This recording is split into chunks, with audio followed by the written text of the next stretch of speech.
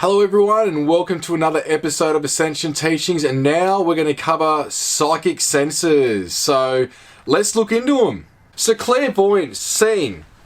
This is seeing impressions, symbols, visions with the mind's eye. This can include the dream state. Sometimes it can be like a movie is playing. People see this in their mind's eye. They can see colours or which have emotions and feelings with them when they're tuning into plants or nature. Otherworldly spirits, we see this in the auras as well when looking at people's auric field. Some people will have gold, some people will have a mixture of colours in it. So clairsentience, feeling impressions.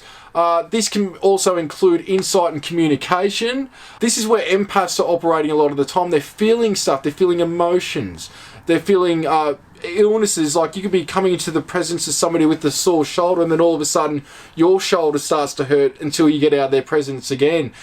This is very common. You could also feel past energies in a place. So you could go into a place where there was a murder and you could just feel like there's a stabbing pain somewhere or an intense pain somewhere where somebody could have been shot, just as an example. And that's connected to events that once took place in that location. So even though you're there and you're not there at the time of the event taking place, you're taking on residual energy in that environment. And gut feelings is one as well. You know, we all have gut feelings. Now, clairaudience, hearing, this is where you can perceive sounds, you can hear noises, words.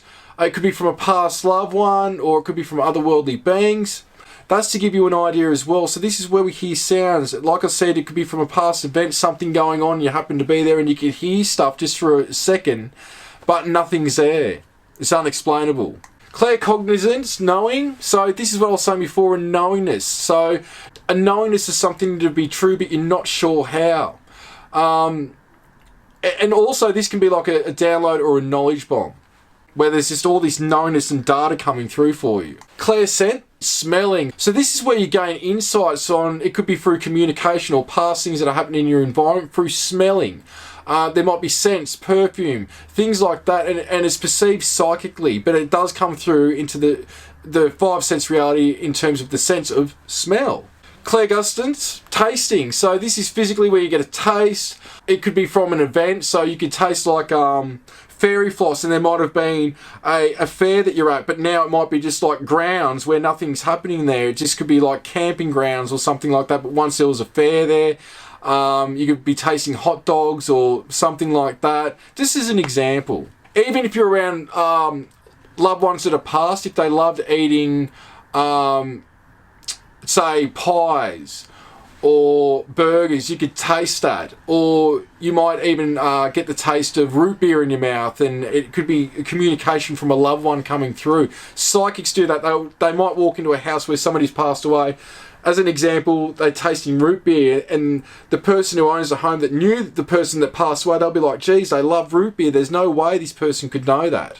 So clairtangency. This has got to do with touching, but also psychometry. So this is where you can glean information from an object and you can get feeling from it. And with it all combined, this is trans-dimensional communication. So the more you tap into your psychic senses, the more you tap into who you are as a being as well. It's like this give and take. There's this byproduct that doing the inner work, there is payoff for it, that you're able to assist others, but you also assist yourself and you find out more about who you are, and through that, the greater reality of all that is. And this is where there's a lot of information stored in our senses ourselves from past experiences, whether it's other lives, because even though we go fractal, all our Merkabas in each existence are the same Merkaba.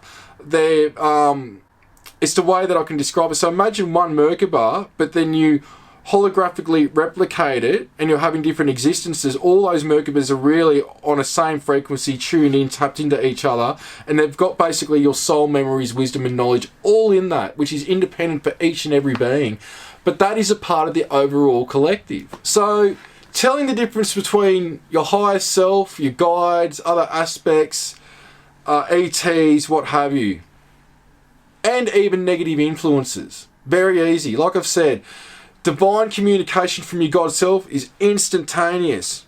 If it's a guide or other aspects, there's a slight delay. If it's you thinking something, meaning the body computer you, it's usually thinking how we speak. That's how quick and sort of the tone of it with it.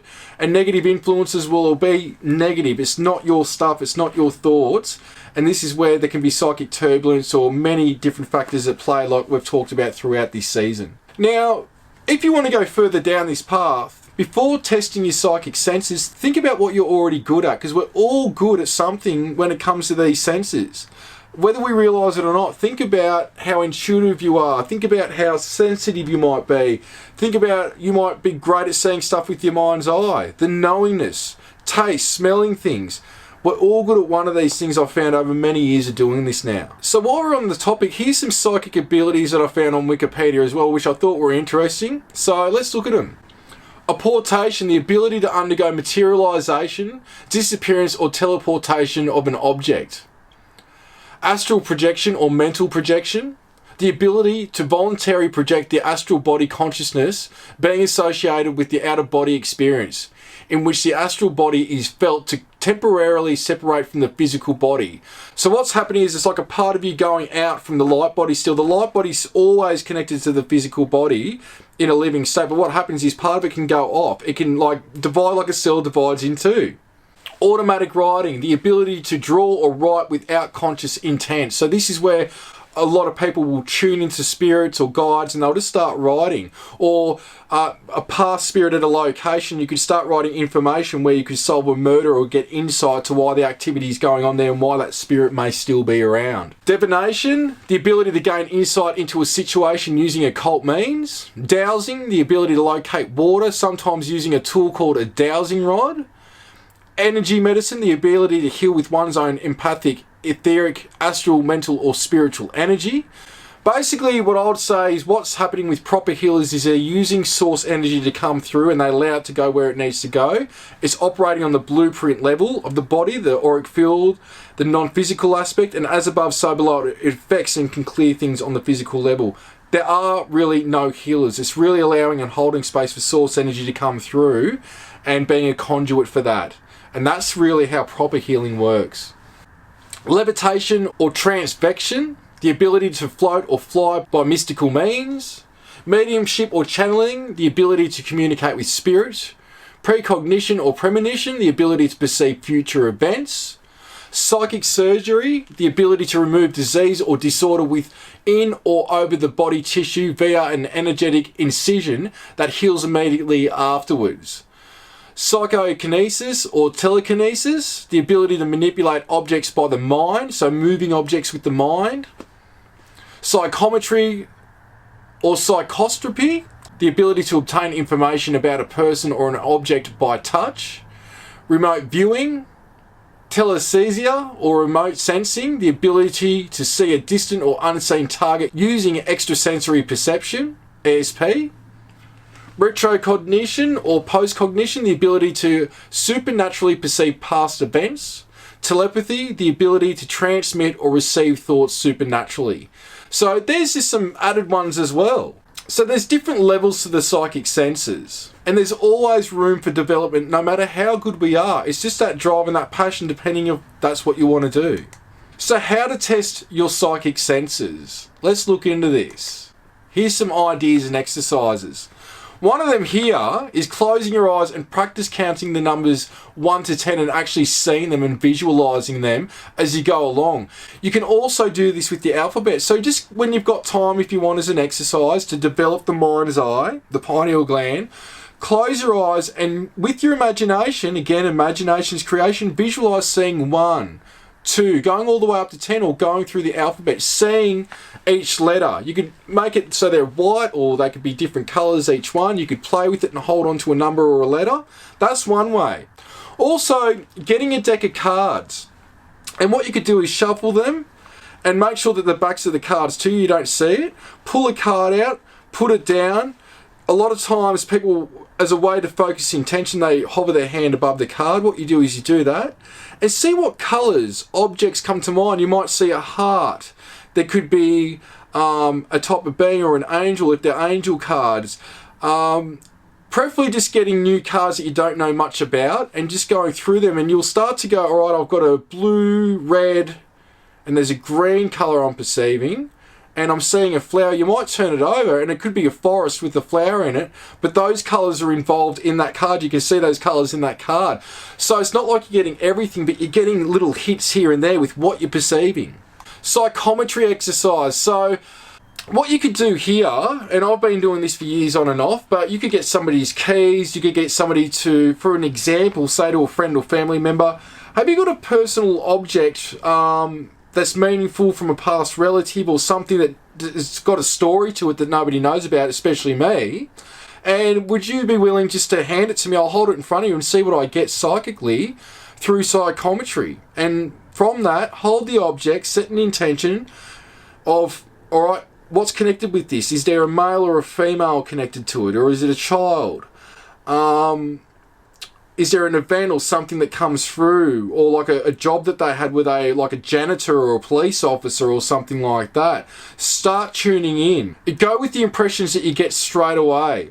You'll start to also get personal traits of the person. They could be grumpy, or they're really light-hearted and happy and uplifting. So that's just a tip with psychometry of just, it's hard when you've got your own stuff because you know the story, but that's what you want, is stuff that's not yours, so you're going completely blank into this.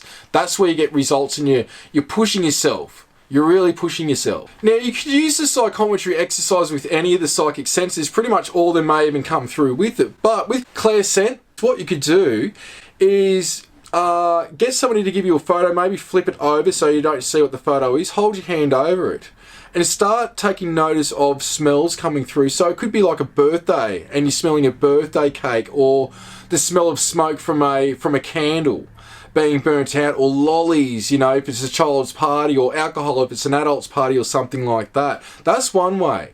Same you could do with a photo for clairaudience. You could turn the photo over, put your hand on top of it, start taking notice of any sounds or anything coming through from what could be actually connected to the event that's on the photo. Same thing. You might hear cheering, bands playing, arguing. It could be a boxing fight, and you could hear the crowd, and you could hear punches and heavy breathing, a number of different things. Same with claircognizance. You could get a photo, put your hand over it, and start to perceive what you're knowing about what's in the photo. It could be a photo of a horse and a person on it. You could actually maybe have a knownness that they're out in nature. There's an animal there, alright, it feels like it might be a horse that's galloping, and there's somebody on it. There's like this knownness, another exercise. So, clairgustance, that's where taste, right? So, what I could even recommend with that is getting a cookbook, opening it up, not looking at the page, just putting your hand over it and start to see what smells and stuff come to mind. So it could be Indian food, and you start to get the aroma of the taste of like the curry or the vegetables that are in it, stuff like that, the spices. It could be a Chinese dish, and you start to get that smell. It could be like honey chicken or something like that. So you could play with this in so many different ways. But out of them, if you've got one that you prefer to use, you know, go with that. But I reckon psychometry is a really great tool. Again, getting an object from a friend that might be a past relative's object, or keys, or something. You don't want to know who it's from, but basically getting an object, holding it, and then just seeing what you perceive. Don't stress about going through it in the way that I've said, but even just start out holding an object and start perceiving and observing what's coming through, thoughts, ideas, traits about the person, things like that. And now we're just going to do a very short method of connecting to the guides. It's a bit of a mixture of what we've done already, but let's go at it. So get comfortable. Close your eyes, and what I want you to do is start breathing in that beautiful loving energy, and breathe out. Let go of any tension. Let the shoulders, the head and the neck go. Breathe in that loving energy again, and breathe out, and let the back and the rest of the body down to the waist go and relax. Breathe in the loving energy again, and out and all the way from the hips down to the toes. Let that relax. And now breathe in that beautiful energy and breathe out the beautiful energy. And so while you do that, I'm just going to ask that our guides and our higher self step forth. We ask that any cords, attachments, implants, parasitic thought forms, anything in our field or environment that isn't in line with the awakening healing process, we ask that it be dissolved, to escorted to its perfect place, and to go in peace. Thank you. Now, through intention, I want you to invite a main guide through. You don't have to know who it is, just ask for a main guide to come through. And ask them if you can feel their energy.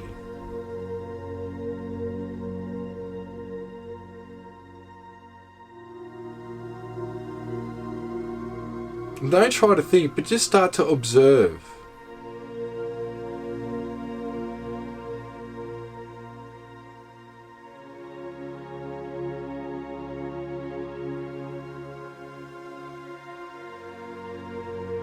So you may feel a change in the atmosphere around you, tingling sensations, what have you.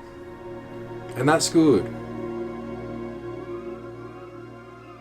Next, I want you to listen in your head with your thoughts, any thoughts coming through.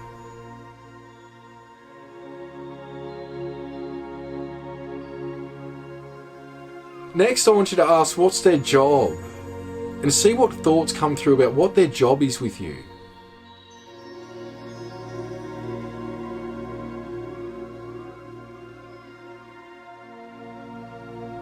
What name can you use to call upon them? What thoughts come through?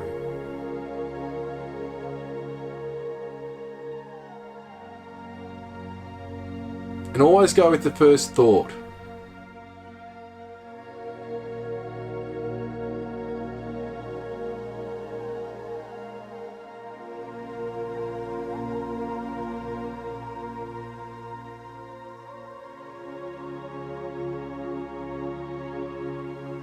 And now if you've got any questions, now what I want you to do is project another thought, whatever that question is, to that guide and see what you receive back through thought, visions, and even feelings and emotions.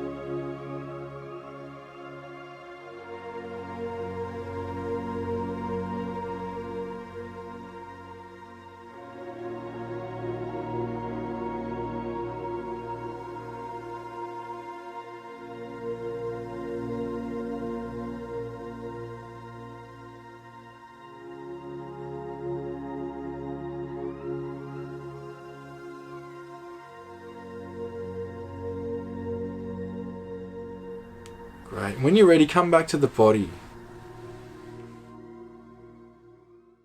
Well, everyone, I hope you've enjoyed this season of Ascension Teachings and the whole series.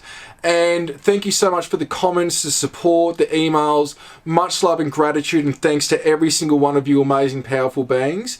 And on top of that, don't forget to let that light shine that's inside of each and every single one of you. Much love and thank you.